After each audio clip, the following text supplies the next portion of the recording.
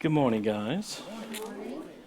A few things here. Well, I think we're going to dive right back into it. So if you would, let's go ahead and grab our Bibles and go to Matthew 5. And we'll pick things back up where we were. For those who have not been around, or if people are joining us online for a second or two here, we've been going through the life of Christ since about the end of last summer. And we're up to the point where it comes to what's called the Sermon on the Mount, which is the longest recorded sermon that we have of Jesus, even though it's not as long as what it actually was. This is probably about a 3-day event that's captured into about a half an hour's worth of reading. But we are expanding that out as we go deeper and deeper into some of the things that he's talking about. And we're at the very first section of what's called the Beatitudes in the Sermon on the Mount. And it starts out with these blessings, which was pretty normal for rabbis at the time or teachers at the time. But they were kind of shocking because they had weird things in it versus what the rest of the world thinks. And so since we talked about it being a building set of Beatitudes, I'm starting this week, kind of a little bit of a charge with Chris's help to help us see as we're going up to kind of keep that overarching understanding that these continue to build on top of each other. So when we look at the first one, or the first two together, he's really talking about humility. Blessed are those that are humble, those that are poor in spirit, those that mourn. That when we come to that place of humility before God and say, look, it's not going well my way. I need you. I've messed up. I can't figure all this out on my own. So when we get that humility, being poor in spirit and mourning, the sin in our life and coming before God, then we see things where he starts saying those who are poor in spirit get the kingdom of heaven. Those who are mournful are comforted. So when we humble ourselves before the Lord, we're really leaning into that promise we looked at from the scripture. It says if you humble yourself before the Lord, he will lift you up, instead of me spending all my energy trying to lift myself up or trying to get certain goals or whatever the case may be. So then last week we moved into the third beatitude, which is really our source of power. Once we really humble ourselves down, then we understand our source of power is not what the rest of the world talks about, that it's the meekness, which is not the same as weakness. It's meekness. It's understanding my power comes through the Lord. And the more that I trust in him, the more I lean into him, then that's how I inherit the earth. It doesn't have the control and power over my emotions and over my family and over my relationships and over anything in my life like it did before, that my power comes from the Lord and trusting in the Lord.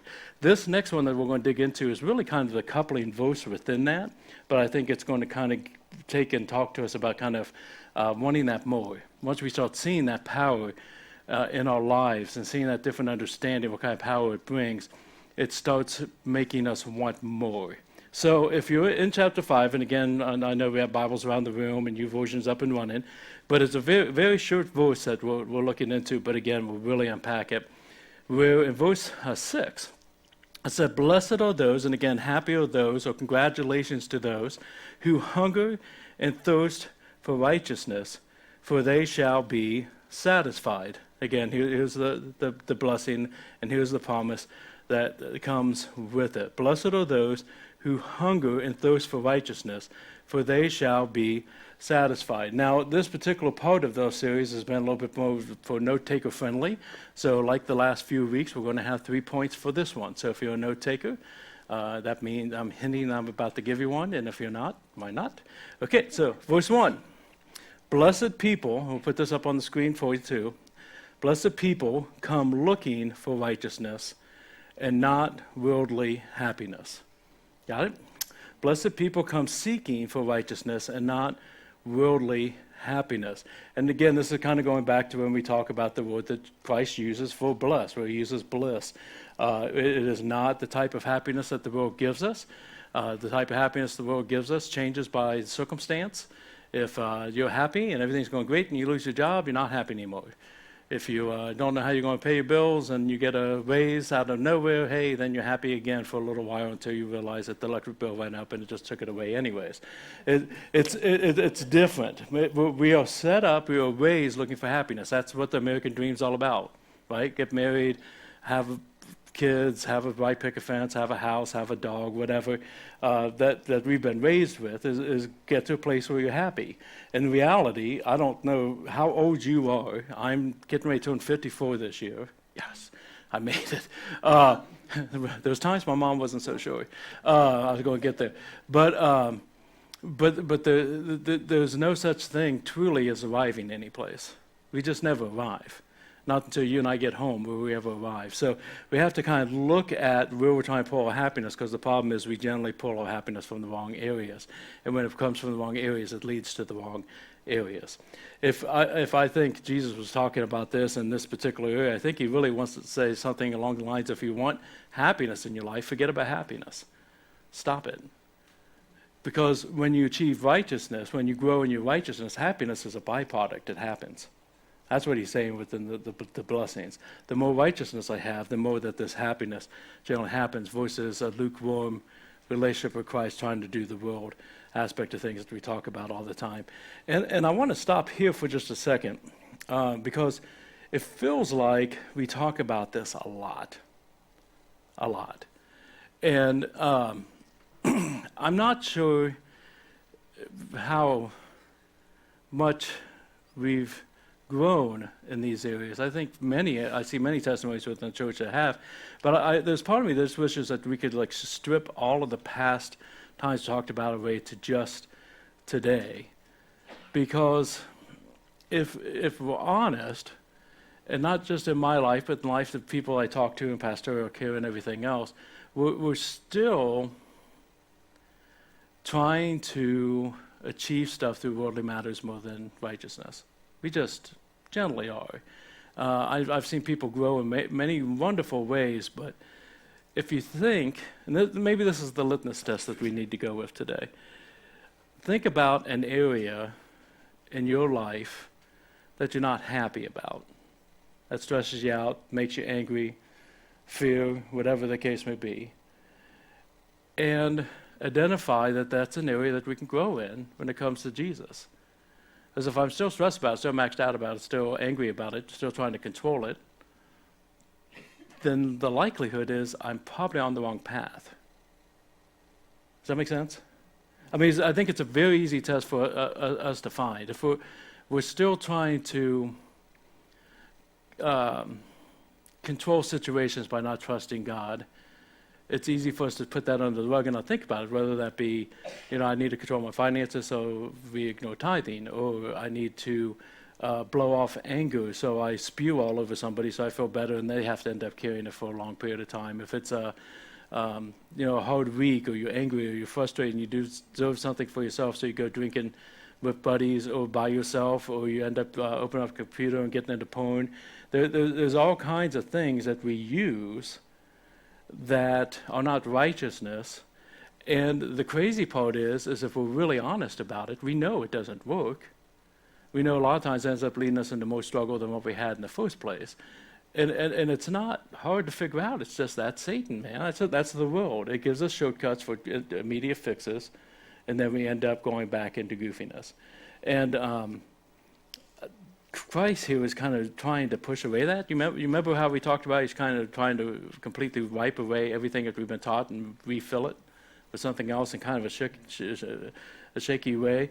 And I think if we don't change our outlook, we're just never going to get there. We're just never going to get there. Here, do me a favor, keep your finger there.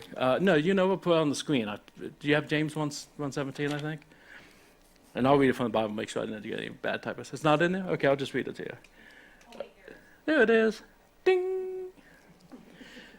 But look what James writes. He says, every good gift and perfect gift is from above, coming down from the Father of lights, with whom there is no variation or shadow due to change. Did you catch that?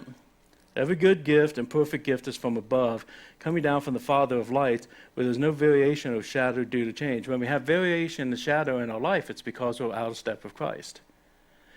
And I don't know if we really examine that in an honest way many times. I remember, this is a good one, but he doesn't watch it, and I shared it once before. My son, it was a teenager once, like I was. And as most parents know, sooner or later you get into the sex talk, right?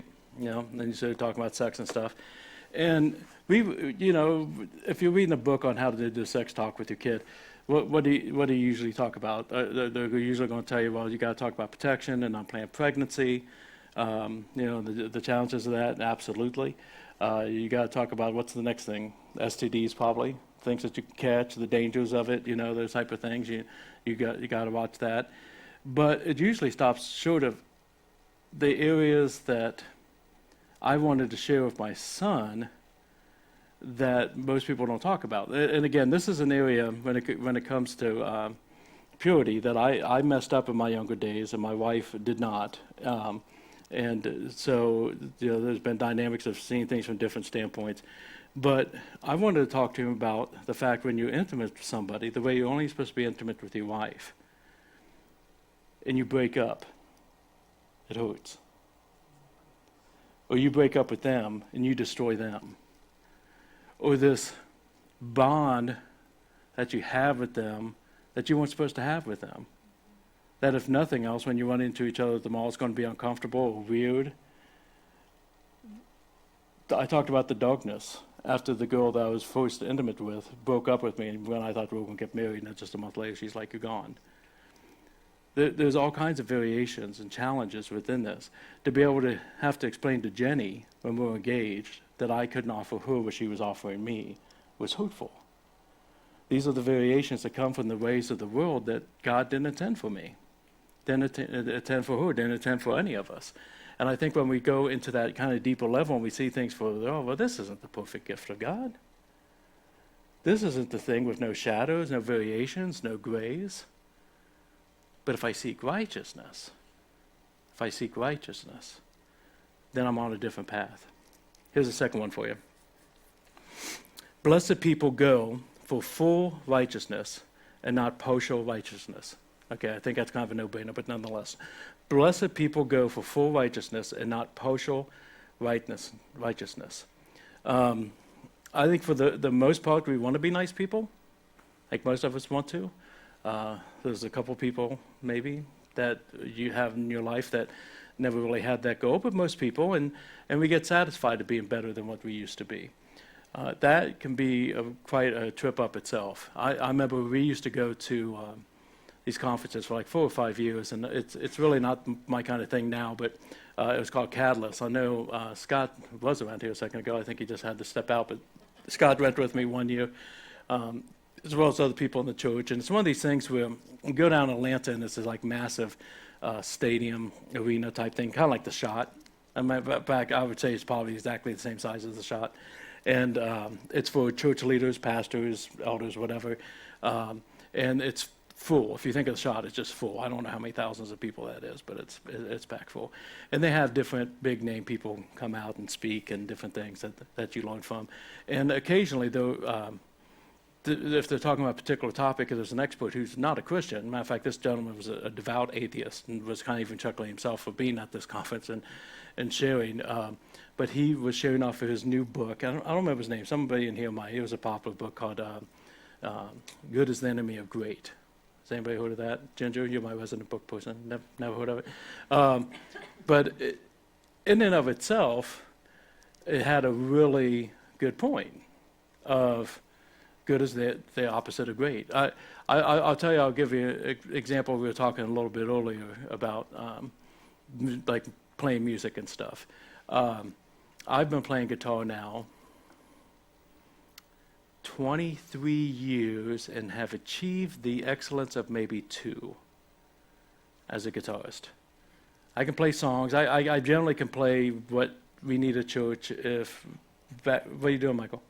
Think that's funny? He's like 2? Really? Come on, man. Did you? Did you? Hey, Jessica, what are you guys doing on Tuesday nights? Just kidding. No, I know I'm like a 5-chord person, which is pretty good because for 15 years it was only 4, right?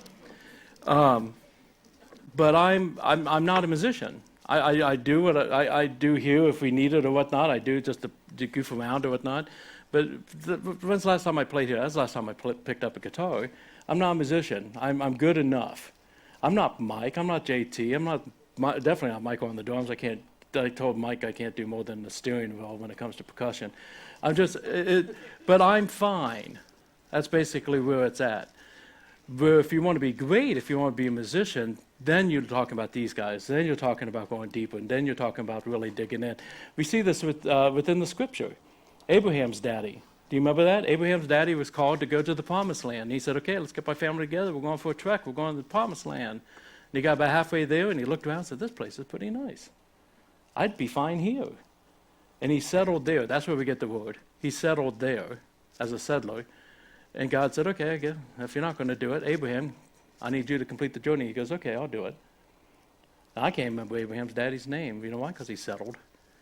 Good is opposite of great. You can be righteous through Christ. Not of our own accord, but through Christ, continually growing. Doesn't mean you won't mess up. Doesn't mean that you won't have times that you fall on your face. But we need to pursue full righteousness because that's where the blessing comes from. That's where the congratulations comes from. We pursue full righteousness. Okay, third one, here. We need to hunger for righteousness. We need to be thirsty for righteousness. These are very specific words that he used, and they're for a particular reason. When I usually say I'm hungry, yesterday I was hungry. It was because I didn't have lunch. It was about 3 p.m., and I wanted food, so we went down to Typhoon, and we had food outside the house after 2.5 days of being stuck inside. Okay. That's not what Christ is talking about here. He's not talking thirsty like I ran up a couple of flights of stairs. Like, I'm not running up a flight of stairs. I walk up one flight of stairs, and now I'm thirsty. That's not what he's talking about. He's talking to people here that are in poverty. He's talking to people here that know what true hunger is, what true thirst is. A matter of fact, it's their companions in this life. Because he's talking to poverty people who have learned to live with poverty when it comes to thirst. That's just the way life is. We're getting closer and closer to that with COVID. It's no longer about beating it doesn't seem like anymore. I saw a report yesterday where a lot of communities are saying, okay, now that the impact is a little bit less, now that people are getting some protection, we're learning how to live with it instead of eradicate it. That's how they were about hunger and thirst. And the thing is, that's a horrible way to live physically, but it's a beautiful way to live spiritually. To say, okay, I started here, and he started to raise me up, and I just want more of that. I'm hungry for that. I'm thirsty for that. Takes a change in the way that we think. One of the things that I think we mess up on when it comes to hunger and thirst in our own lives, and if I'm making mistakes on this, Dad can fix me later. Matter of fact, Dad took and corrected me last week. I told you my grandfather died when I was 2 years old. I was 2 months old. First thing when I saw him one day, he's like, hey, listening to your sermon, you're an idiot. No, I was young. I didn't know when he died. But Dad and I were talking last Monday, and I don't think this is going to be like anything that's shocking to anybody, but I think our definition of need is greatly skewed because we have so much. And I know different ones of us have different incomes and all that kind of stuff, but just roll with me here for a second. When we went down to Tipton, West Virginia, where my dad grew up, and he was showing me around, and we're going through the back hollows, and we're going back into different things. He shows me this house. That's a pretty good size house. I mean, like it's over 100 years old. It definitely shows its age. But it seemed very odd compared to everything else that was down in Tipton, which was basically a poverty area. And he's showing me this house, and he's talking about that my grandfather, Langdon, he actually lived there as a boy, not because that's where his family had it, but because his family couldn't afford to feed all their kids, so he lived with this family that had more so that he could do work, so that he could have food and a roof over his head. That was, a few generations back. Now, it was better for my dad. My dad had several siblings, and he was raised with his family, and they're different ages and whatnot.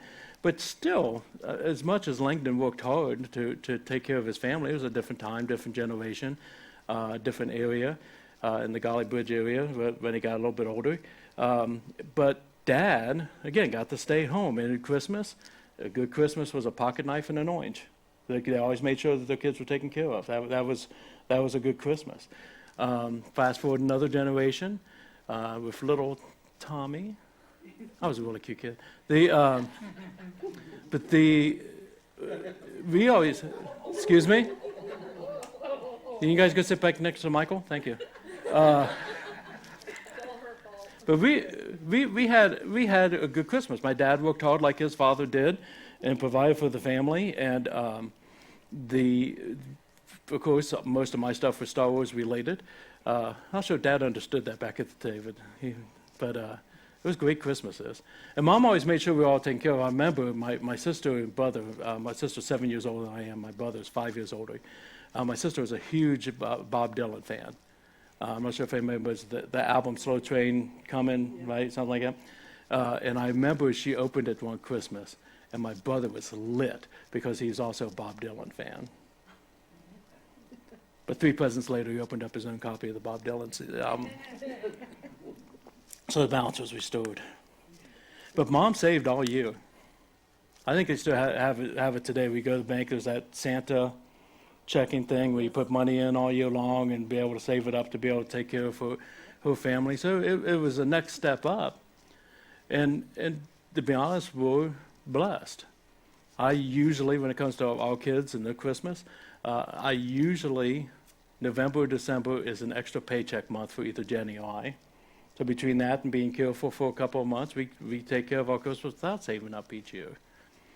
But yet I'll still stress out about my Christmas bills. Yet Emily will still get more than a pocket knife and an orange. I mean, we really have a kind of a skewed way of looking at things. And I think for us to hunger for righteousness and thirst for righteousness, we need to change our understanding of what really matters. I'll show you a picture that I showed JT earlier, and he thought it was really morbid and dark. And the thing is, it really is morbid and dark. I bought this a couple years back, maybe 5 or 6 years ago. It's from World War I. And in World War I, there was a lot, as you can imagine, during the war, where we were fighting the war, there was a lot of hunger, there was a lot of need, a lot of hunger and thirst. And they were trying to change the picture here so that we would understand the seriousness of the situation, so that we would not waste here, so that they could have there. So they came out with this poster series, and this is one of the originals. That was it. And they basically plastered them all over our country, if you take and kind of spin a little bit. But it's bombed out buildings in the background, a mother who's barely making it by, skinny as all could be, or kids are wanting stuff, there's nothing, babies crying, people back here, almost looks like, Hades itself, with the caption, "Don't waste food while others starve," to change the perspective, to change the understanding, to get things to that place. We as Christians cannot waste Christ while others starve. We as Christians can't try to fix holes in our lives by our own strength and by our own meaning and by our own efforts and by our own tools and waste Christ. We have to hunger, thirst for righteousness in our life. Because as I grow in righteousness, so does the happiness, so does the bliss, so does the understanding. And it's stuff I can stand on, because as long as I'm doing it from that standpoint, then I've got nothing to worry about, because I actually trust the promises of God. I'm not saying I'm perfect in it. I'm just saying this is what he lays out to us and what he shows to us. I remember there was a time not too long ago, we were talking about the bookstore. If you've been around for a long time, Jenny and I used to own a bookstore here in town, a Christian bookstore, at the Shepherd's Nook, hence the Shepherd's Fellowship to grab it. Okay. I was talking to somebody just 2 weeks ago that's in a ministry, and they're kind of struggling, like, I just got to do this and this and this so it doesn't shut down because people need us and da-da-da. I was saying, well, here's the thing. God works in seasons, and there's a season for everything, and there's a season for everything to go away. There's a season for Tom to be sitting up here, and someday I won't be up here anymore. There'll be somebody else, so the church will be, I don't know what God's going to do. And when we had the store, we had it for 8 years, we were really blessed. And I'm not saying financially. I only paid myself 2 years out of the 8 years that we had it.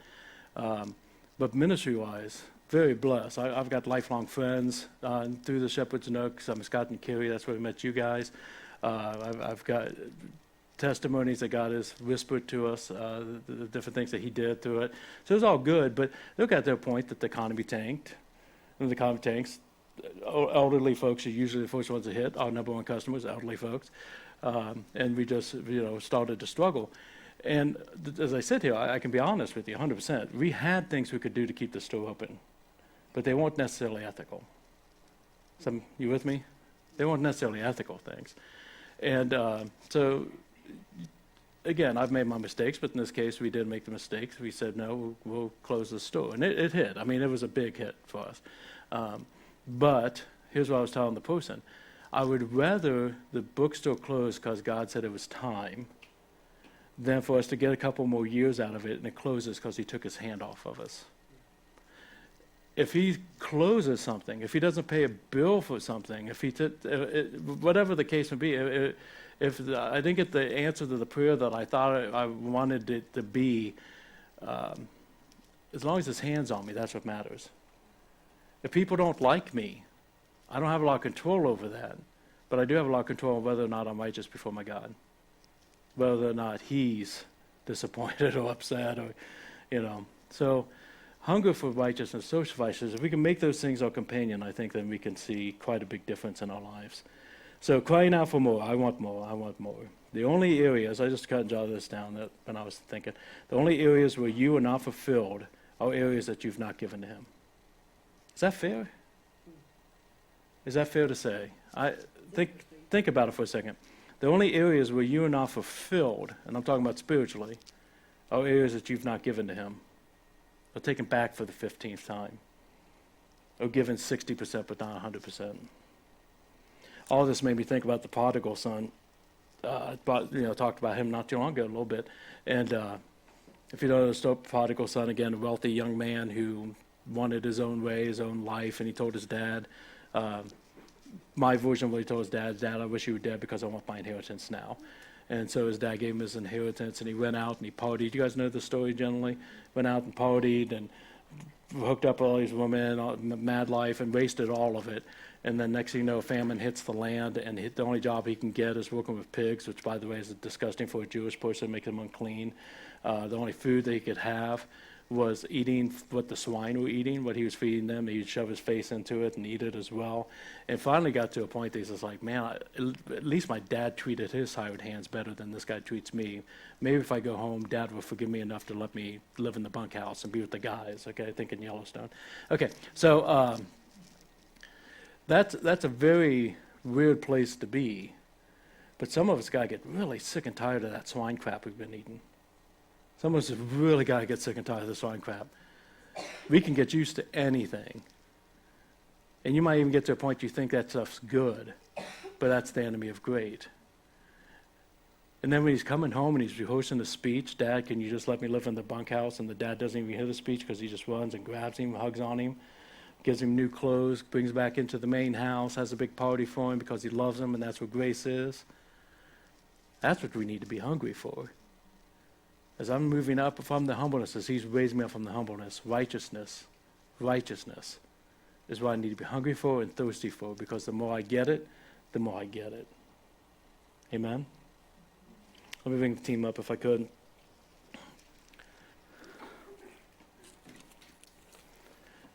Bless you guys, will you pray with me?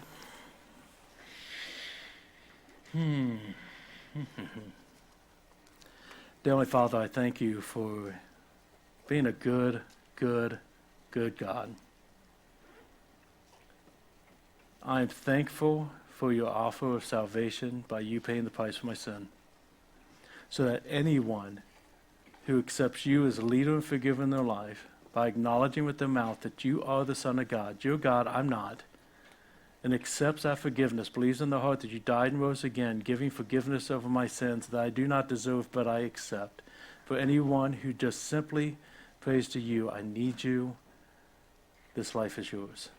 I've been trying it my way, it's not working, I need you. Father, I used to be in step with you. I've been away from you for a long period of time. I've been holding on to my heritage or maybe just my education, but I haven't been right with you for a long time, and I'm hungry and I'm thirsty for my relationship with you, for that righteousness in my life.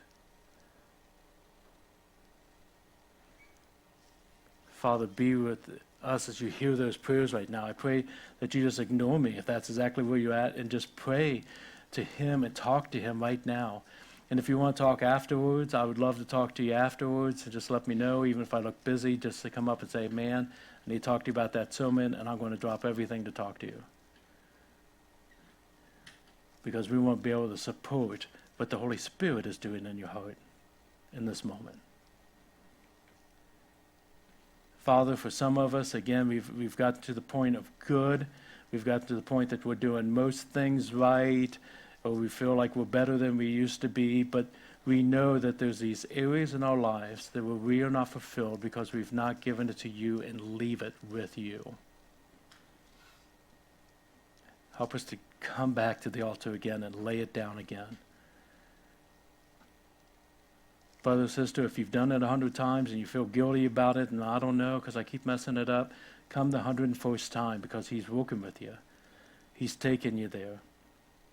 Let's get some Christian community around you. Let's get some tools around you. Let's get some friends around you because you hunger and you thirst for righteousness. Do you?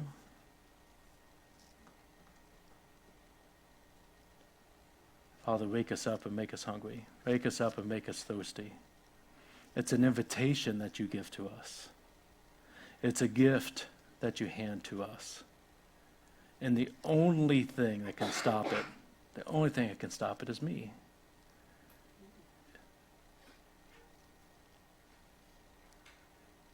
It is a free-flowing, busting out the windows, love, grace, and power. And the only one that can stop it is us saying no. So, Father, again, let us hear that invitation to more. We love you, Jesus. In your name we pray. Amen.